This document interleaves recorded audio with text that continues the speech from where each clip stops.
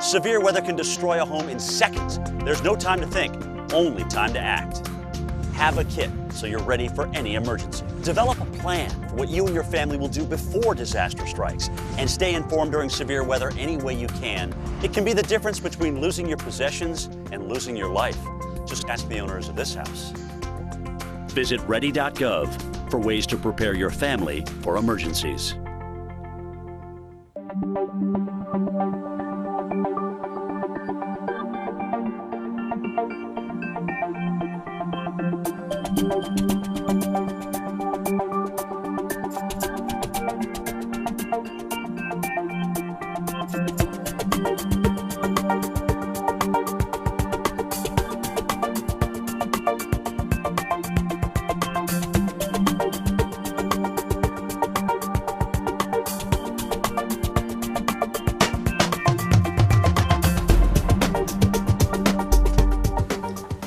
Welcome to This Week with Sheriff Dave Phalen, a weekly program here on Time Warner, Channel 9, and also on 90.9 WFCO Radio right here in Lancaster. And do appreciate you, the listener and viewer, each and every week to give the Fairfield County Sheriff's Office and myself an opportunity to share with you things going on throughout Fairfield County. And we have guests from within the Sheriff's Office and guests from throughout the community. This week, back by popular demand, second week in a row, is Deputy Chris Walker. Chris is actually our Deputy of the Year, and he was chosen that by his peers within the Sheriff's Office, and we certainly are proud of him, and certainly welcome back.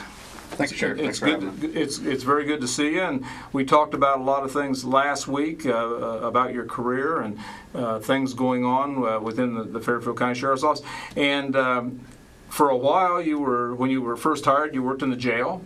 Yep. And then was it 2001 or 2000 that you came to the road division? I came to the road division in the year 2000. Okay, so you're a veteran of the Fairfield County Sheriff's Office, and certainly part of Chris's story is that he came on at 18 years of age, and so that's kind of remarkable in and of itself that he's lasted this long, especially going through those early years as someone that young. Mm-hmm. And I think a lot of times people they go through a stage there, and certainly I don't think that I would have been able to do it at 18, and I don't think I had the maturity level, and it might have been a scary thing that if I'd had a firearm and all those kind of things. Mm-hmm.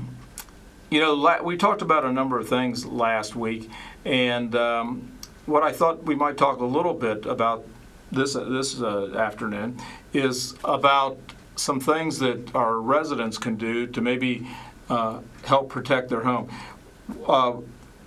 What is one of the most common calls that you'll get?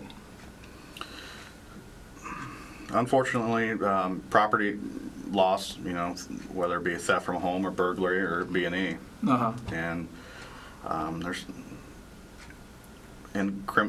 vandalism as well. Yeah, so those kind of things.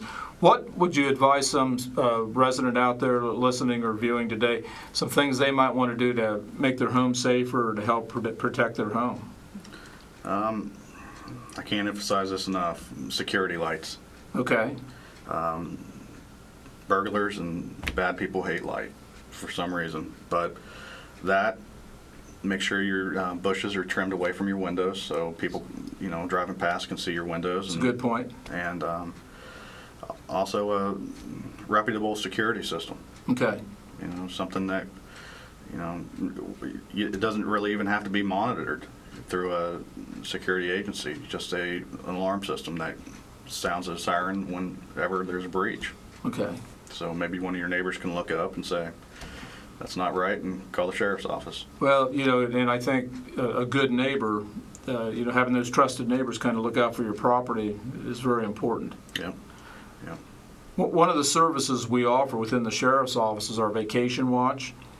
Tell our listeners and viewers a little bit about what our Vacation Watch program is and how that affects you every day as a deputy.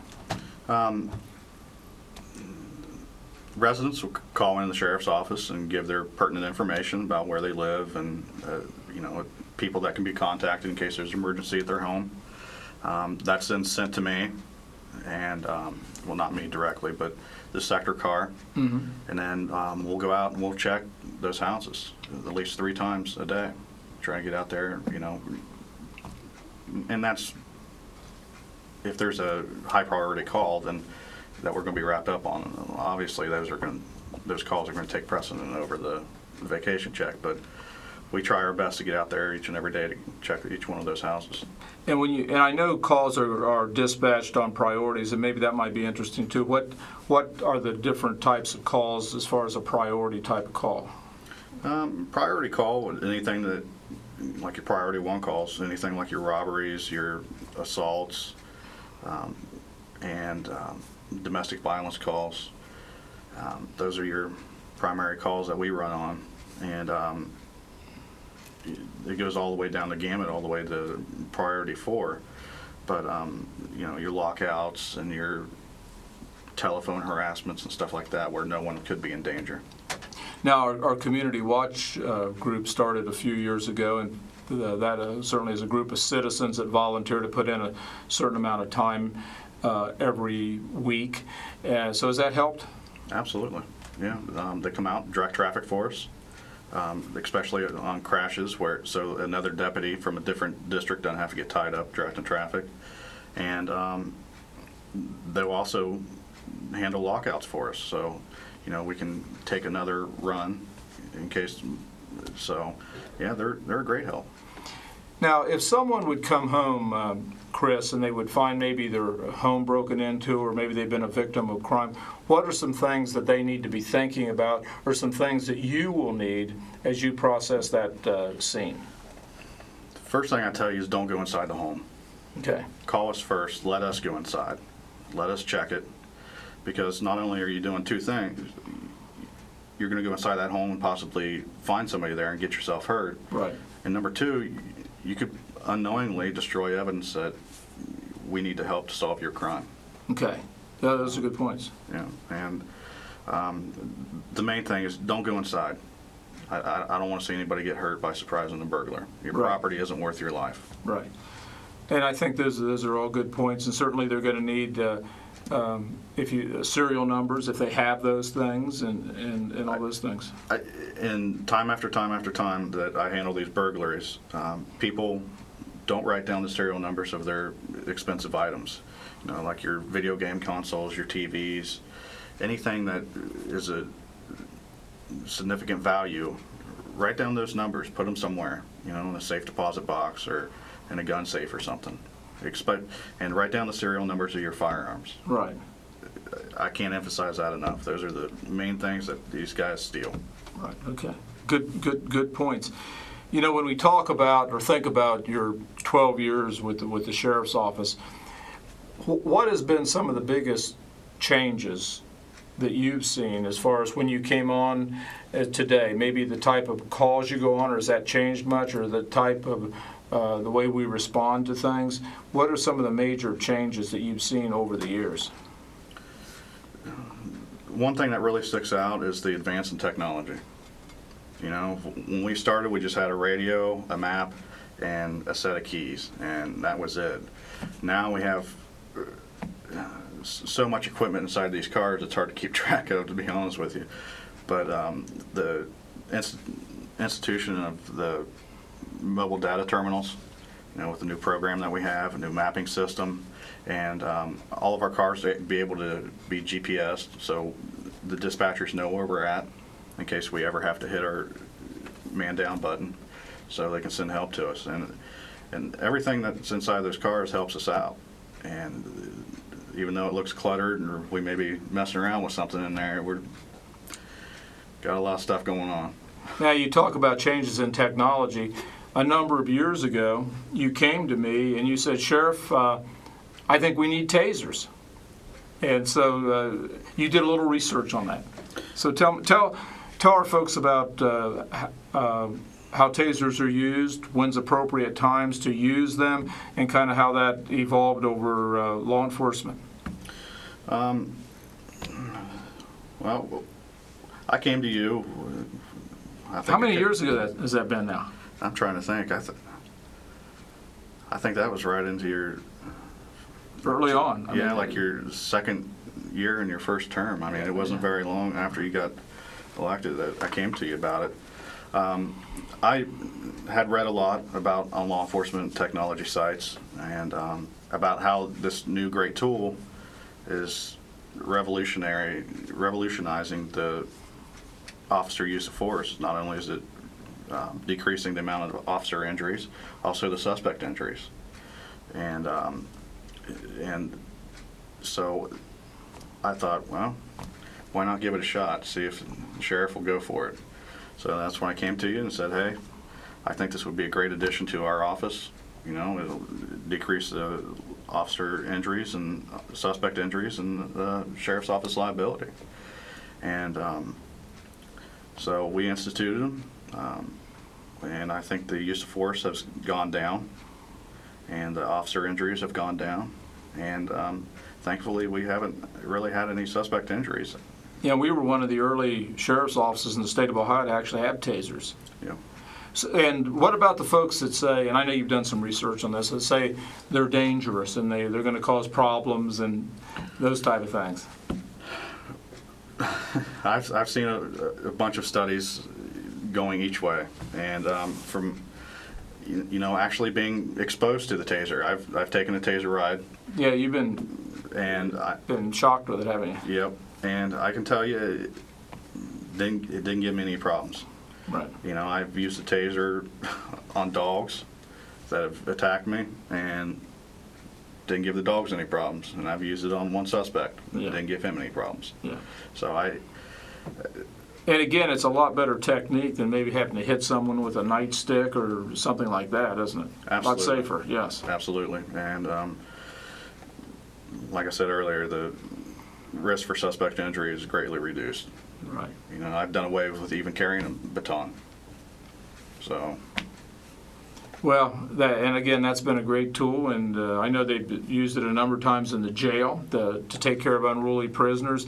And by and large, it's a very effective tool for law enforcement. It really is. Yeah. Not to get on pepper spray's bad side, but in a jail setting, if you would expose an inmate who was unruly to a blast of pepper spray, not only are you going to have to decontaminate that prisoner, but you're also going to have to decontaminate that entire block of cells. Right. Because that stuff goes everywhere. Right. And I've even been exposed to it by accident by other officers, Well, they start spraying it, the wind blows or something. Yep. It's not fun stuff. Well, Chris, we're just about out of time. I do appreciate you being with us this afternoon, in fact, for the last couple of weeks. And again, congratulations on being the Deputy of the Year with the Fairfield County Sheriff's Office. And one of these days we'll have you back. And I appreciate you being with us.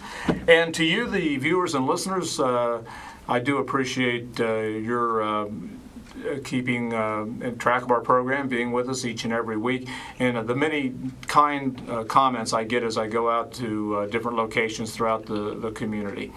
The folks here at Fairfield Christian Academy, T.J. Burcham and the gang, puts this program together each and every week, and they do a terrific job. I mean, it's a professionally run program. It's got a beautiful studio here at Fairfield Christian Academy, and they do a terrific job and dedicate, a lot of their resources and time without any expense to the Fairfield County Sheriffs at all. It's all donated to put this program on, and certainly the folks at Time Warner, Channel 9 here in Lancaster, and also our radio friends at 90.9 FM, WFCO Radio, who I've been with for now about 10 years doing the radio program, and now the radio and television program for about the last 7 months. I hope you can join us next week. If you ever have any questions of me, feel free to call. Our number in the Sheriff's Office is 652-7252. That's a direct link to my office. Again, that's 652-7252. God bless you. If you're out there driving, buckle up, and we'll see you here next week.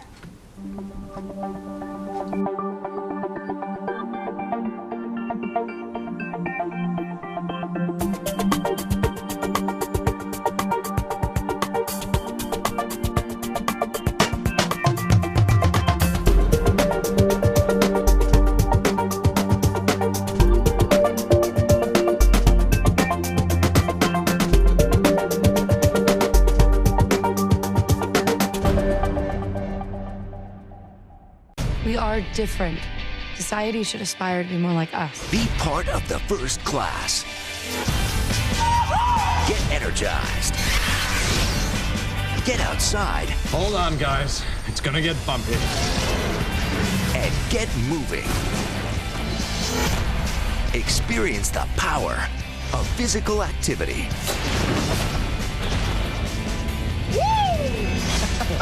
Join the movement at ActionHeroAlliance.com.